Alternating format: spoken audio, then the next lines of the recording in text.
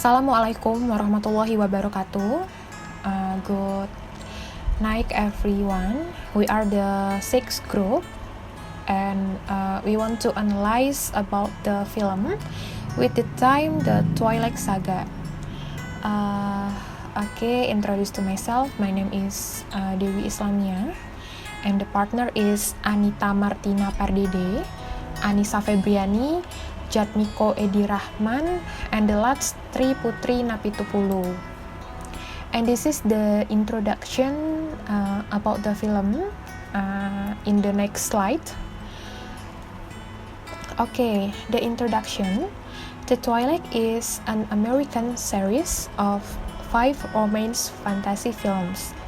It is based on the novel The Twilight, written by the Stephanie Meyers. The movie Twilight was produced in 2008 by Summit Entertainment.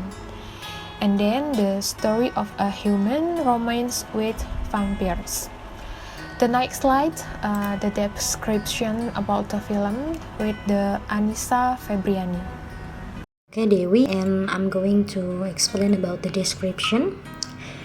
This film focuses on the development of the relationship between a teenager girl, Bella Swan, and Edward Cullen, who is a vampire. Also, Edward Cullen and his family's efforts to keep Bella safe from the alliance of evil vampires. This film, directed by Catherine Hardwicke, tells the story of the unique love affair between vampires and humans.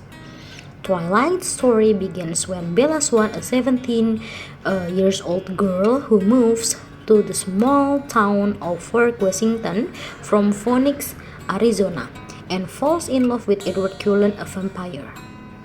His life is threatened after James, a sadistic vampire, decides to hunt him down. Edward Cullen, a 108-year-old vampire who was transformed in 1918 and appears to be 17 years old. He is Bella's lover and ends up falling in love with her. He has the ability to read minds, with the exception of Bella, along with superhuman speed.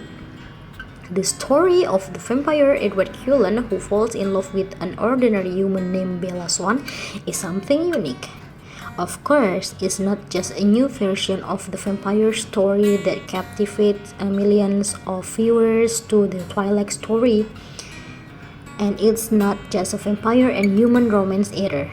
From an article by Caitlin Flanagan in the Atlantic Monthly magazine that tries to explain why so many people love Twilight.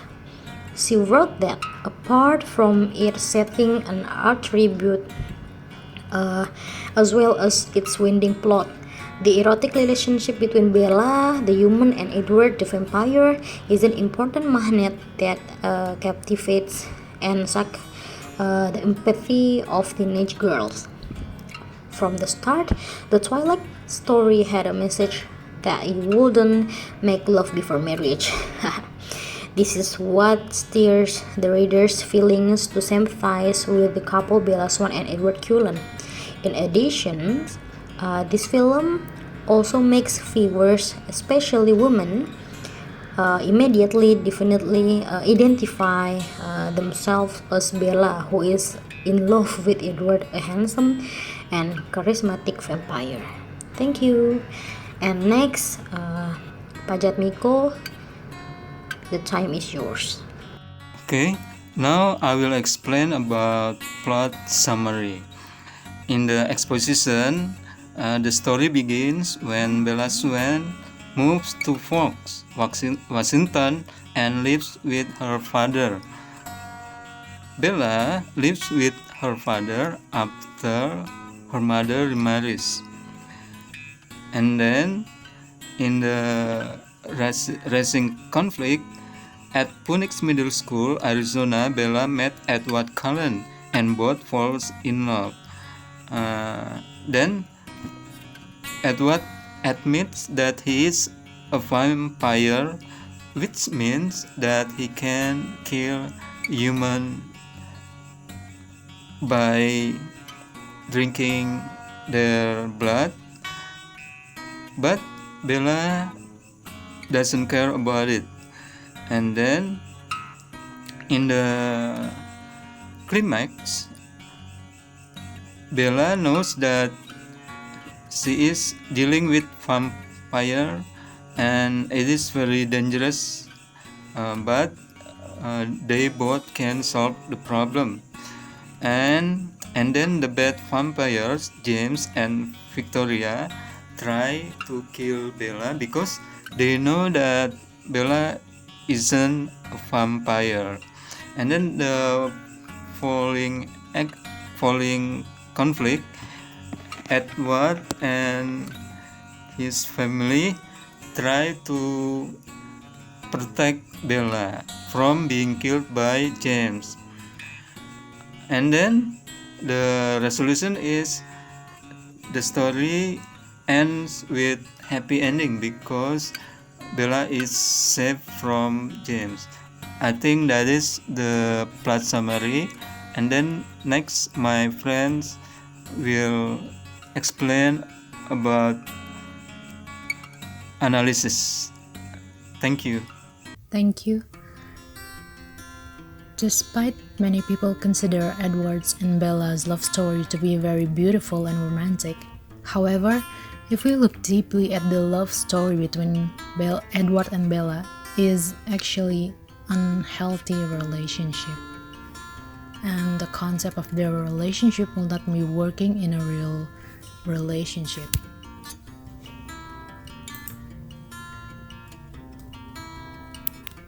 Jadi, hubungan Edward dan Bella ini di dalam film digambarkan sangat indah dan romantis, tapi sebenarnya kalau konsep itu diterapkan pada kehidupan yang nyata, pada hubungan yang sebenarnya, itu sebenarnya hubungan yang tidak sehat.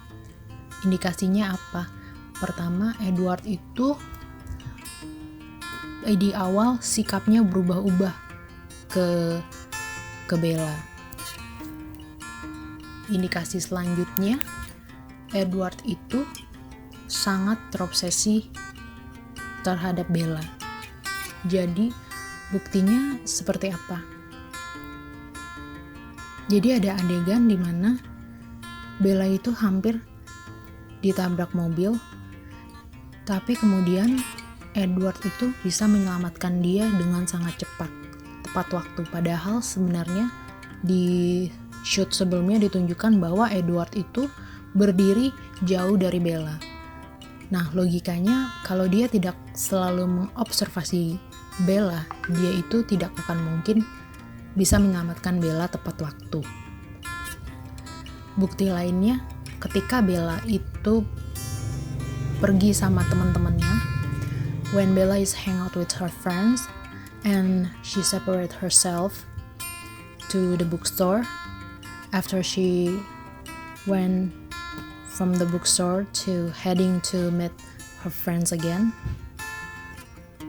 dia itu diganggu sama orang jahat. Nah, yang menolong dia itu Edward. Si Edward ini memang punya kemampuan membaca pikiran.